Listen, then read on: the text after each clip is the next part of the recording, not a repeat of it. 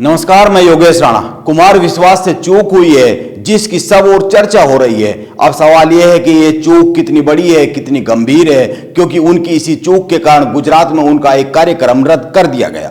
कुमार विश्वास ने आरएसएस को अनपढ़ कह दिया। हालांकि कुमार विश्वास ने माफी मांगी और कहा कि उन्होंने अपने दफ्तर में काम करने वाले एक बालक को यह कहा था, लेकिन ऐसा नहीं है।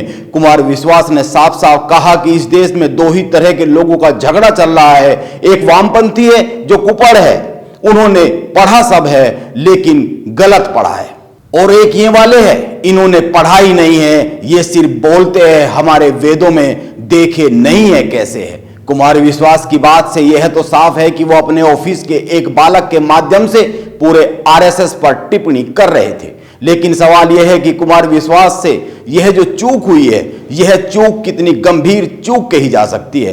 आप एक बात पर और गौर कर लीजिए, आरएसएस समाज में बदलाव लाने के लिए दुनिया के सबसे बड़े संगठित अभियानों में से एक अभियान है। इस संगठन की अपनी एक सोच है, अपनी एक विचारधारा है, अपना एक विचार है, अपना एक लक्ष्य है, और उस लक्ष्य की साधना के लिए किए जाने वाले यत्न और प्रयत्न है।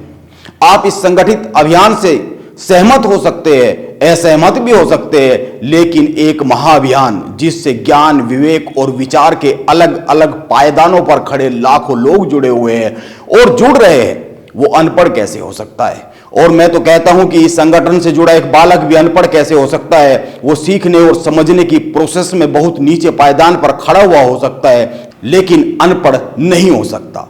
जिसको बिल्कुल भी किताबी ज्ञान नहीं है, अनपढ़ तो वो भी नहीं कहा जा सकता है, क्योंकि वो भी अपने जीवन में हर पल कुछ न कुछ सीख ही रहा होता है। राम भय रहित है, राम अहंकार रहित है, राम लोभ रहित है, राम मान और अपमान से परे है, राम शब्दों से परे है, राम एक भाव है, ईश्वरीय भाव है, परमपिता परमात्मा का स्वरूप है। इसीलिए अगर राम के भाव को शब्द देने वाला कोई आदमी किसी के लिए अनपढ़ शब्द का इस्तेमाल करता है, तो उसे अहंकार रहित कैसे कहा जा सकता है? यह भी तो एक सवाल है।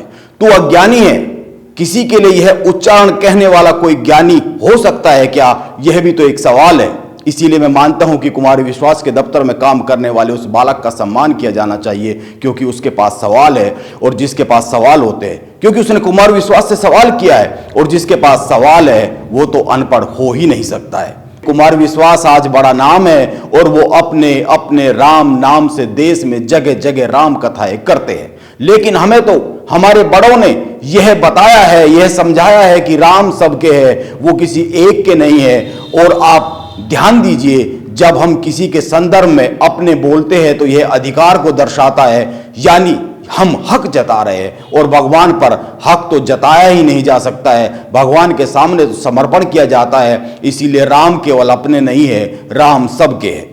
इस देश में कुछ लोगों ने जय सिया राम को जय श्री राम कर दिया, और कुमार विश्वास सबके राम को अपने अपने राम बना रहे हैं। कुछ ही दशक पहले की बात है, यह मेरे भगवान, यह तेरे भगवान, यह इनका मंदिर, यह उनका मंदिर, यह इनका पानी का कुआं, यह उनके लिए प्रतिबंधित पानी का कुआं, इस तरह का खेल शुरू हुआ, और समाज पहले जातियों में और फिर नफरत की दीवारों में बंटता चला गया, और जातियों का यह बंटवारा राजनीति ने हथियार बना लिया।